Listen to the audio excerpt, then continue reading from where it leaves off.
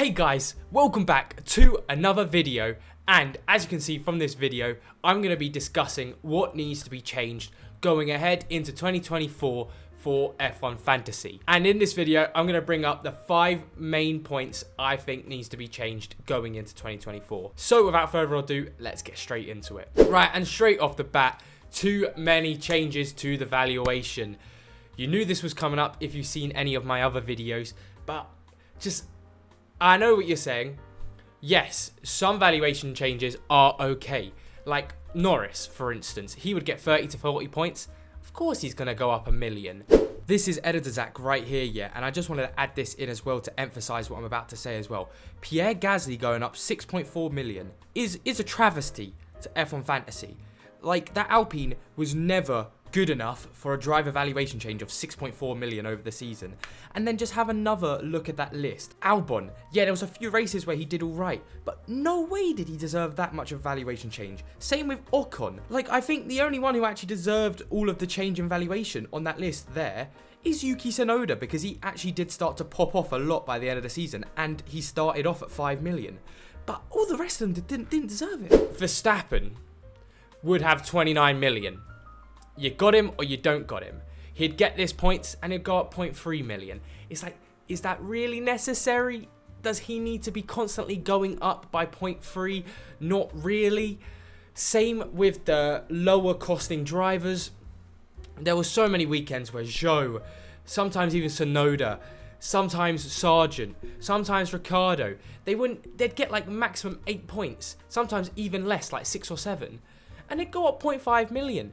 And especially when they're only like 5 million at the start, 0.5 million's 10% of their price. It just made no sense why there was any need for this, especially as the lower costing drivers, by the end of the season, you had Magnussen almost on 10 million. Who the hell's picking Magnussen on 10 million?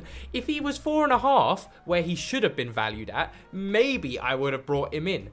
So they really need to think about valuation for next season, basically not changing it so much, and just doing a better job at the start. I know with McLaren rising and Aston Martin, those two were difficult, but getting Haas's valuation right wasn't hard. Getting Alfa Romeo, again, Bottas was ridiculously high, again, where he shouldn't have been, and somehow he still went up in value. So they really need to focus on changing that for next season. Now, point number 2 that they need to change. The chips need a big rework done to them. Now, not all the chips need changing. Limitless, that's worked pretty well. Extra DRS, that's a pretty good one as well. And no negative, I think that's a really good option to have as a chip. The others, let me just get into it. So first off, wildcard, at the minute, I will discuss this later on because it does sort of come into play with another point I want to talk about as well, but basically wildcard's useless. In F1 Fantasy, especially this season, half the time you wouldn't have to change any of your drivers, and you could have free changes for free if you store them up.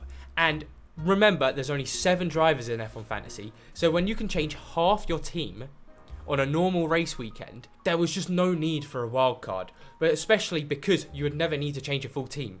When I did wild card, and there wasn't really any need for it, the wild card was getting rid of Alonso and Stroll to Norris and Piastri, and taking Aston Martin out for a McLaren. That was free that I already had. You know what I mean? Like, so I will discuss this more on 2 points where what can happen to wildcard.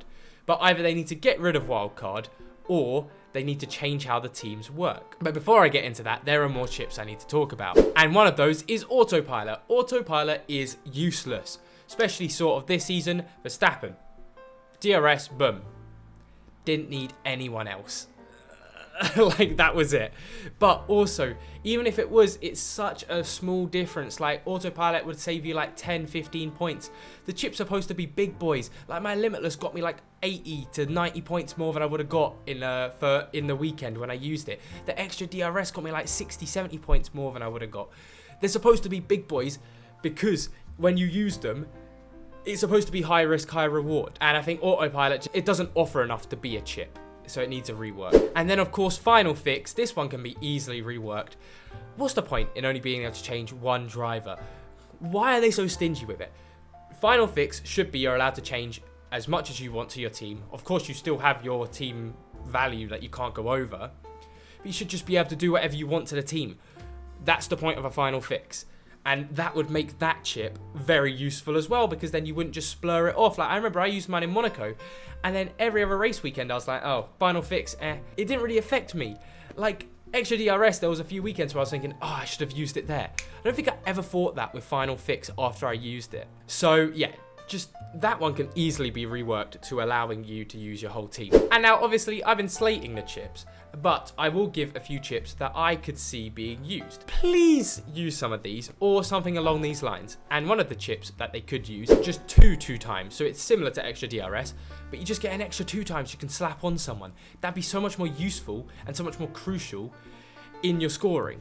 That'd be a great chip to have. Another chip they could use is similar to the autopilot one as well, changing that around, is autopilot changes to, instead of giving your DRS away, it brings in the best driver points-wise that's not in your team and replaces the worst driver. Because again, you really have to think on when you're going to use that, because that's the whole point of the chips. So they could easily use 2 of those. I'm pretty sure they could think of better ones as well than that, but they just don't care at the minute, which is really sad. My third point is the penalty system being way too harsh. If you get a DNF in a race, it's -20. I think basically I'll show all of the minuses in the sprint, quali, and race, and the sprint race. And all they need to do is just half each of them. Now, obviously, the ones that are on -5, I don't know, just -2 or -3. But that would be much more respectable, because -20 for a DNF is just ridiculous. Way too aggressive on that path. And that's all they need to do, just half it. -10 for a DNF, that's reasonable. Very much reasonable. Then on 4, this is also why wildcard could use, if they changed other things around, I believe they need to bring in 1 extra driver or 1 extra constructor. So, hear me out. 1 extra driver, what would that mean? You keep the same 100 million team value at the start. With 1 extra driver, because this season you could bring in Verstappen and Perez, or Verstappen, Alonso, Stroll, all off the bat. You could bring in Verstappen, Perez, Alonso, all off the bat, yeah? And with a 6th driver, maybe you wouldn't be able to afford Perez. And it also means you could possibly look into using the Alpines, because that's all you can afford. Because this season, there was never a need to dip in to the Alpine, because they were too expensive to use, the low-costing driver, but also not expensive enough and not good enough to bring in. Same applies for the Bottases, the Albons, even the Magnussen, because you'd have this money where you couldn't afford to go up to a top driver, but then you wouldn't have to afford at the start like a Nick de Vries or a Sargent, so you could go somewhere in the middle, making some variation. And I think with a 6th driver, you would start looking at people like that, because you'd have other drivers to think of. And also, it just brings more variation to the teams. Same with the constructors. If we had 3 constructors, everyone knows in F1 Fantasy, constructors are key. Imagine if you tried to cram in Red Bull, Ferrari, and McLaren all in one team. You're not going to have much money left, so then potentially you'd have teams without Verstappen in it, because they just can't afford him.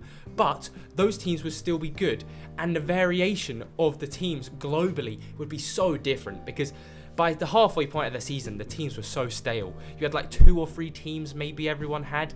That was it. So I very much do believe that they should add 1 driver or 1 constructor. Either one would be good, but don't put up their prices if you do that though. Keep the same prices we've had, 100 million budget, just add an extra driver or constructor into the mix. And then finally, one other point I want to talk about, which I sort of talked about, like I said, with the wildcard, is just limiting the amount of changes you can make every week without taking a penalty to 2. There's no need to have 3. Say they keep at 7. If you could only change 2 drivers at one time, the wild card would then be useful.